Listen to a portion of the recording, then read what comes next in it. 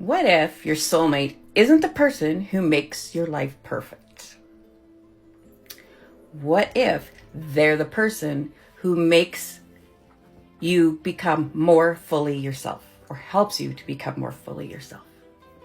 Welcome back to Spirit Cafe Sessions. I'm Kim, and I am one of the co-hosts for Spirit Cafe Sessions podcast, along with my intuitive bestie, Nikki, as well as I am a medium and I am a reverend at St. Bridget's Spiritualist Church, and I like to talk all things life, death, spirit, and spiritualism.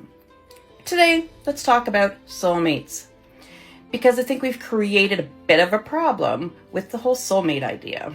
We've turned it into an idea of a perfect person. Someone out there who's going to just arrive magically and suddenly everything will become effortless. They're going to understand everything you say. They're never going to annoy you. They're never going to misunderstand you. They're going to communicate perfectly, and they'll always know exactly what you need. Well, if you find that person, please let the rest of us know. It's not going to happen.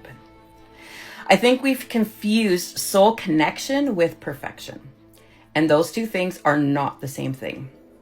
A soulmate relationship doesn't have to be perfect to be meaningful. In fact, some of our deepest relationships challenge us. They expose things in us that we need to work on. They teach us patience, communication, boundaries, forgiveness, self-respect. Sometimes they even teach us what love feels like. And sometimes they teach us what love doesn't feel like. And here's where I think people can get stuck. They meet soulmates or someone they feel deeply connected to, but the relationship isn't perfect. And suddenly they're thinking, well, maybe they're not my soulmate. Or worse, if this were really meant to be, we wouldn't have problems. But why on earth would two imperfect human beings create a perfect relationship simply because they have a soul connection? We're still human. We still have histories. We still have fears, habits, insecurities, bad days. And occasionally we say things that were better left in your head. A soulmate doesn't necessarily mean this person will never hurt me. It may just mean this relationship is significant to my growth. And those are two very different things. Now, I also want to be very clear about something. Calling someone your soulmate should never, ever become an excuse to tolerate unhealthy behavior. But they're my soulmate. While they're treating you awful. Never, ever, no. A spiritual connection doesn't cancel boundaries. Love doesn't require you to abandon yourself.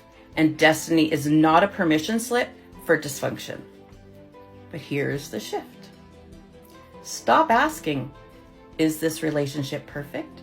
And start asking, is this relationship real, healthy, reciprocal, and helping us grow?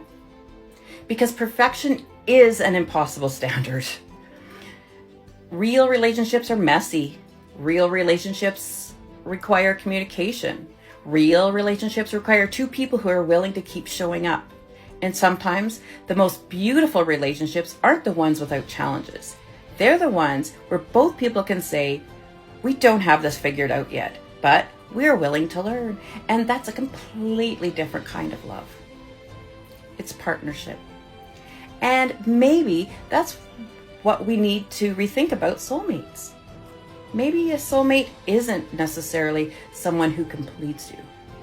Maybe there's someone who meets you as a whole person, walks up beside you while you continue becoming who you're meant to be. You don't need perfection.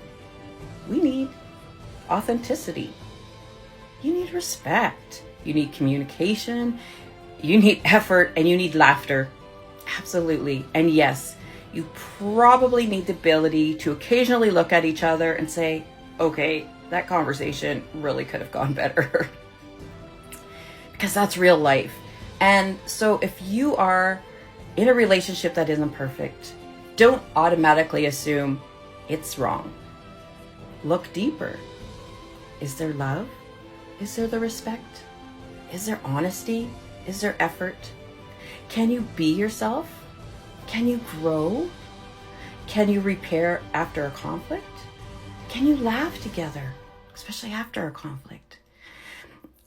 And when life isn't Instagram or social media worthy, can you still get along? Those questions tell you way much more as to whether you found this mythical, flawless human being. And here's the shift again. Stop looking for the perfect soulmate. Start looking for a soul connection where two imperfect people are willing to grow together. Because perfection isn't the goal. Connection is. And sometimes the most spiritual thing two people can do is to simply keep choosing to show up for each other. Take what resonates and leave the rest.